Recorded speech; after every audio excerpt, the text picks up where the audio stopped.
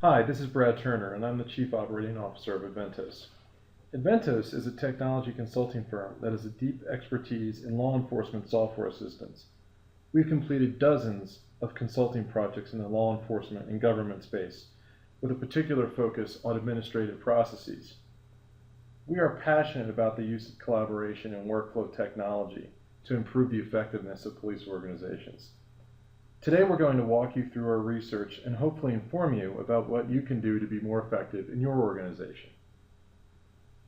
Over the past several years, we've spent a lot of time understanding the challenges of law enforcement. We commissioned a study to understand the state of police software systems with a focus on back office administrative systems. As you can see, we've talked to over 70 police chiefs as part of our research and have also undertaken major systems projects usually focused on filling a significant gap in an administrative process. Our research, supplemented by the COPS office, shows that law enforcement faces major challenges coming out of the Great Recession. As most of you are probably familiar with, there's been ongoing budget cuts. 51% of our respondents have reported a cut, and 53% of our respondents expect a cut within the next year.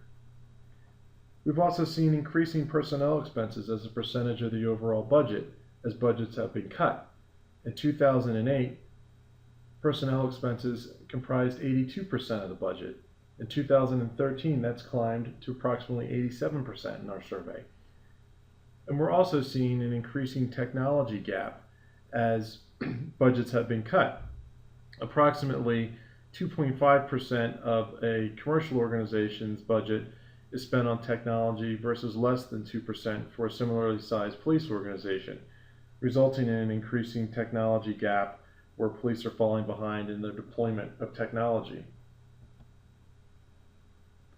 Now, law enforcement hasn't stood still. They've responded to these challenges in four different ways. First of all, what we've seen is that they've gone toward more shared services and consolidation. So we've seen regionalization of SWAT teams, investigative units, and dispatch. We've also seen the adoption of new policing strategies, new in air quotes, because they're not actually new, but they might be new for that organization. And that includes directed patrol, intelligence-led strategies, and community policing strategies. And finally, we see point technology investments like closed caption or closed circuit television, automated license plate readers, and on-body cameras. And finally, we see information sharing and process improvements aided by technology. And that's really using workflow software, collaboration tools, and process redesign in order to improve the effectiveness of police officers by reducing the amount of time they spent trying to stitch together information to solve crimes, as well as filling out administrative paperwork. Now, this last area of process redesign and software collaboration, as I said, is our area of passion. And we're passionate about it because our studies show that officers spend at least 20% of their time on administrative tasks, meetings, and research. And what we mean by this is, for a particular patrol officer, that briefing time is spent in things such as shift briefings, which can be 30 minutes to an hour per shift. They spend time doing administrative paperwork as well as research. And by research, we mean looking at all their various crime bulletins, crime analyses, and other types of information about crime, trying to stitch them together in order to direct their activities and fight crime. As the level of the person goes up, increases in responsibility in the organization, the amount of administrative and research time only increases, with sergeants typically spending 30% or more of their time, up to 40% of their time, on administrative work. And then once you get to the investigator level, where you're spending much more of your time trying to do research in order to fight crime, you spend significantly more of your time in the research phase. Typically what we see is that there's lots of paper-based administrative processes, which I'll talk more about in a minute. We see siloed software applications commonly that aren't connected to any other software application, if there's any software at all. And what we typically see is that email is a very large source of information, so much so that officers complain about being overwhelmed by the amount of information that they get through email. But only about 15% of agencies in our studies have actually deployed a collaboration solution. So now I'm going to turn my attention and talk about 3 key strategies which we believe can be used to utilize technology more effectively. First of all, I'm going to talk about optimizing internal processes. Second, I'm going to address streamlining information flow. And third, I'm going to talk about utilizing crime intelligence more effectively. So first of all, let me start with optimizing internal processes.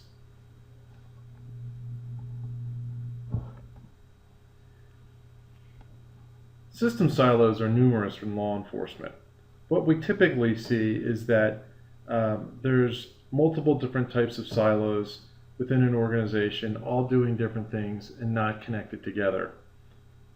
The first silo we almost always see is a records management system. It's typically a legacy system. Users complain about it not being user-friendly, and it's being hard to access reports. And by the way, I'm indiscriminately labeling most RMS systems, but I think it's a fair assertion that most RMS systems are not easy to get information out of and not easy to use, nor are they cost effective. Everyone complains that they are expensive to expand. The next, and I would paint CAD with the same sort of brush. The next silo is internal affairs. This is typically paperwork intensive. Or it's a siloed application, which is actually probably a very good application, such as IA Pro or AIM. But again, it doesn't talk to any of your other systems. And I'll talk about why siloed systems are a problem in just a moment. Personnel records we typically see are paper-based, meaning they'll be filled out in a Microsoft Word document, but then stored in paper. Or they're using expensive ERP-type applications such as PeopleSoft, which are really only accessible to the largest agencies in the US. Crime analytics software is common. Our point here is that typically they could be made more officer accessible, and the big issue is getting crime analytics out to an officer so that he or she can use it most effectively, and we'll talk about that as well. And then finally, training as another example. Third-party applications do exist, but typically most people are doing their training, tracking, and administration in an Excel-based document. So I'm going to spend just a couple minutes talking about why software application silos are problematic for most police organizations, if they are in fact lucky enough to have a software application and not paper. First of all, there's lots of infrastructure to maintain. Typically, these are on-premise software products that have server requirements, storage requirements. They have to be maintained by an IT administrator, and they typically come with service contracts. That all adds up to a lot of cost or outdated software. It also comes with lots of different passwords that have to be managed because rarely are they single sign-on or integrated into Active Directory. Training a constantly rotating workforce is a problem. What we often see within police organizations is that they change jobs every 6 months during a rotation. Well, if you have a siloed application or a homegrown process or homegrown database that someone's built, often the knowledge of that process goes with the person when they leave that position. So that's incredibly problematic, creating what we would call key man dependencies within a process. We see duplicate data entry across silos all the time. For example, a record on particular information on an officer, their skill set, things that you need to know about their employment. Those things get repeated over and over again across these different silos, which is just wasteful from a time perspective. What we typically hear also is that, well, the data is there, I just can't get it out of the system. So it's not user-friendly in terms of how the reporting application is set up. And it often takes a third-party application and an expert with that application to get the data out of the system. And then finally, requests for data can go through several layers. Typically, these applications have their power users who really know how to use that particular application and get the information out of that. And that takes time and again creates key man dependencies versus the alternative, which is having that information accessible to the average user within a police agency. So now that I've depressed you about the state of most police administrative systems, I'm going to take a step back and take a look at what are those megatrends that are influencing technology and are typically being rolled out in various ways with various levels of speed across enterprises in the US today and across the world. The first big trend is mobile, but with a bring your own device flavor. So what we're seeing besides mobile data terminals in some of the more advanced police organizations are accessing information through iPads, Android devices, as well as Windows 8 powered tablets. We're also seeing, of course, smartphone devices owned by the particular officer that's being supported through mobile access. Secure cloud is something that is absolutely ripe to be used within the police organization structure. First of all, why cloud? Well, cloud is a technology, is basically a sharing of resources of servers that allows a user or an agency to scale up his or her computing capacity when needed. It's basically on-demand computing. And second of all, it lowers maintenance and setup costs dramatically. And Amazon and Microsoft are driving hard at this market and have launched their own secure clouds that meet FISMA standards, and CGIS compliance as well is also rolling out now. And CGIS compliance obviously is a big deal, as that has to be met by September 2014. Business intelligence in the broadest sense is having the right tools wherever the data is needed to turn that, wherever the information is needed to turn that data into information. We're seeing the rise of software packages to unleash hard to get data and make it usable by the average user. And then finally, social and collaboration. We're seeing more and more a consumer technology and a consumer tool spreading into the enterprise as well as into the government organization. Microsoft's purchase of Yammer for $1 billion is one of the best examples of the spread and importance of collaboration tools within the organization. So as I've been talking through this, I think it's fair to say that we've shown that there's a significant gap between the current state of policing administrative systems and being able to utilize modern technologies that we just talked about. But we think that there's a way to bridge this gap.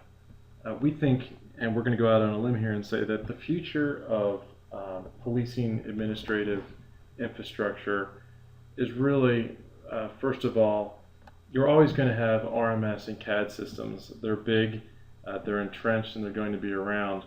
But we believe that an integrated workflow and collaboration platform is going to be the basis on which all of these other workflows can be managed. All of the various processes from training to internal affairs to personnel management and crime analytics can all be built and managed on an integrated workflow and collaboration platform such as SharePoint. And then key integrations to get key data out of RMS and CAD systems have been built and can be built so that essentially the operating system for the agency becomes this platform, such as the SharePoint platform, as I mentioned. Now that I've talked about the future of police administration technology, what I'd like to do is turn back to the current state of many of our customers today. If you don't have a specific third-party application to manage a workflow or documents, what you more typically get is lots and lots of paper, as you'll see on the left, as well as you typically have our friend, the shared drive.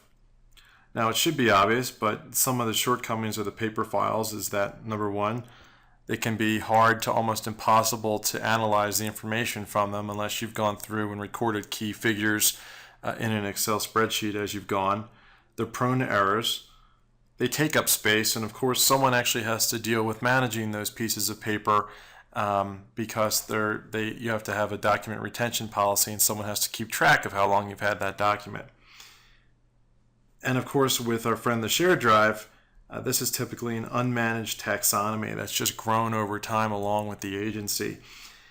There's lots of folders, lots of documents, and what what our clients typically say is good luck finding anything, because even if you find the right folder, typically the document that you find is there's so many versions of it that it's hard to tell which one you should actually use. So here's how users of a network drive and paper would typically say that they would run a workflow.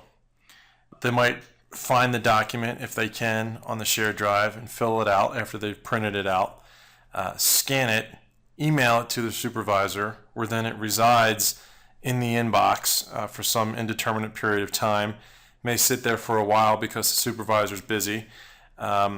Then the supervisor may get an email from his supervisor to say, hey, have you done that? Or from the person who filled it out to say, hey, you haven't approved this yet. And finally, he or she will get around to actually looking at it and realizes that there's something wrong with it and sends an email back to the original person who filled it out and says, you got to fix this, and hence process starts over again. See this all the time. Another way to do this is to use an electronic form. In this example, we're doing a use of force document that is very, very typical within agencies. It's either done with an internal affairs program or done with a Word document, a Word template that gets filled out by the officer. In this case, this is a dramatically better solution because this technology allows you not only to fill out this workflow and submit it to the supervisor, but these individual fields that are captured are actually captured as queryable type fields. So fields that you can actually pull the data out of, put them into a table, and actually do analysis on them. So you could actually be able to, using an electronic form in this instance, be able to answer the question of how often has Officer Smith fired his weapon within the last 6 months, or how often has he used a baton on a particular suspect, or on a suspect, and in fact even be able to export that sort of information into an Excel-based tool for further analyses. In summary, using electronic workflows has several benefits. First of all, it provides you with one source of truth. There's one document which becomes the document of record. 2, it's analyzable. You can query the information out of those forms and put them into an Excel spreadsheet in order to do further analysis. 3, it increases accountability because with electronic documents you can actually see who the person is who's supposed to work on the document next or has to take some sort of action. So important documents don't get lost in an email inbox. Overall, this should drive decreased cycle times and also lead to reduced rework. Now I'm going to turn my attention to the second strategy, which is streamlining information flow. What we find is that most officers and police organizations in the U.S. have to stitch together lots of different siloed information, which often resides in their inbox. So we'll typically see information that the police organization considers need to know. So shift briefings, a sergeant will write up a shift briefing and then send out the assignments after the shift. That will typically end up in an inbox. Crime bulletins around folks who you should be on the lookout for, or an announcement about a particular set of crimes involving auto thefts or whatever it might be. Leads and tips about certain criminals, and then your typical crime analysis package. All of those things end up in your inbox, clog up your inbox, and most importantly, it's tough for an officer who's out on the road to try to find all the relevant information. He or she may remember something about a stolen car and somebody who had blonde hair, but it's tough for him to actually pull all this sort of information together in a way that's useful to that officer while he or her is out on patrol. The alternative to paper and emails, as well as face-to-face meetings, is a portal. Before I talk about the functionality of a portal, remember that I mentioned the idea of a secure cloud to host applications.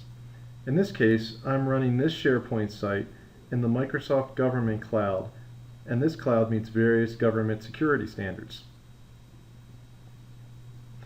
We're using the SharePoint portal to demonstrate a collaboration on roll call for District 1 of a real police department. And here we're showing examples within a roll call of actual items that might occur. Normally a sergeant might email the roll call ahead of time if he's really organized, and then write down assignments for follow-up. Well, here's an example of how you would use a portal to do that. You click on the incident 200 Gilpin, where there's been multiple calls for suspicious behavior. The sergeant would click Edit Item, and then he could go through this and assign this to B Squad. And you would say, I want B Squad who's working the night shifts. And I'm going to make this a very high awareness level. I want everybody to know that this has occurred. And I'm going to say what the follow-up is required.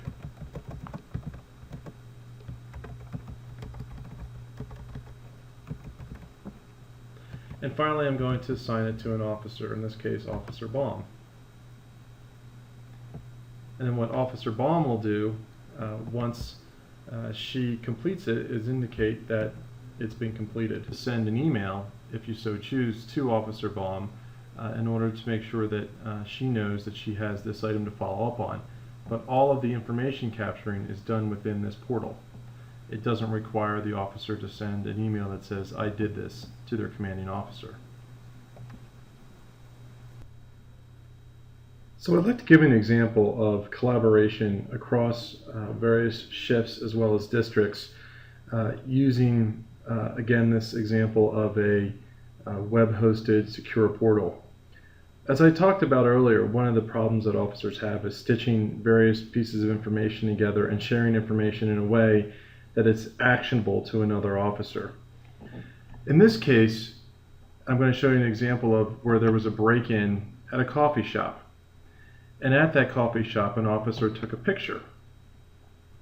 Well, they posted that picture on here, and other officers looked at it, and a couple hours later, they actually picked up a suspect that they thought had actually been responsible for the break-in. Well, when they compared the picture here with the footprint of the suspect, they realized that the two didn't match. And in this case, they did not arrest the subject, therefore avoiding a lot of extra hassle and time, not to mention possible lawsuits as well. This wouldn't have been possible if a collaboration tool hadn't been in place. To summarize, let's go back to the idea of silos. Prior to the introduction of a collaboration tool, what we typically see is district silos as well as shift silos, where oftentimes officers on the various shifts and across districts don't communicate often, not because they don't want to, but because they don't have the tools nor the time to communicate face-to-face. After the introduction of a collaboration tool that has been embraced by the majority of users, what you'll see is a much more collaborative environment with much more information sharing going on across the organization. And eventually what organizations see are those pieces of information that normally would have gone unnoticed, like the shoe print, starting to come together and make the organization more effective at fighting crime. The last strategy I'll discuss is how to utilize crime intelligence more effectively through the use of technology. What we typically see is that crime analysis costs agencies a good amount of money, and it's often viewed as valuable, but it's underutilized. We believe it doesn't reach its full potential. And that's because while it's often good, insightful analysis, its paper-based or email distribution limits its usefulness by officers. It's actually hard for officers to reference it. And furthermore, the analysis is typically done on a weekly basis. It's put into a Word document, and it's static. And it certainly doesn't reflect real-time information of crime activity. Our philosophy is that in agencies utilizing an intelligence-led policing strategy, officers should be expected to know how to use data in order to drive where they spend their time. To achieve this goal, an agency can adopt cost-effective web-based crime analytics tools that pull data from an agency's RMS system. Integrating this sort of a tool into a collaboration portal so that it's all available in one place really democratizes data and allows officers to make their own crime predictions. And in this instance, we're showing an example of where different types of crimes can be filtered and plotted onto a map, and then prediction tools can be used to help. Adoption of a collaboration and workflow tools enabled with the latest technology, such as mobile access and business intelligence, can lead to a measurable decrease in administration time.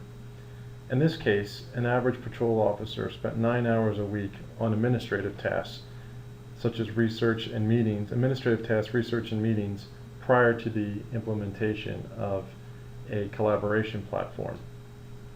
Afterwards, we found that this organization was able to significantly reduce its shift briefing time by having officers come to the meeting much more prepared and able to discuss what needed to be done much more quickly because the information was already shared on the portal and had been read by the officers.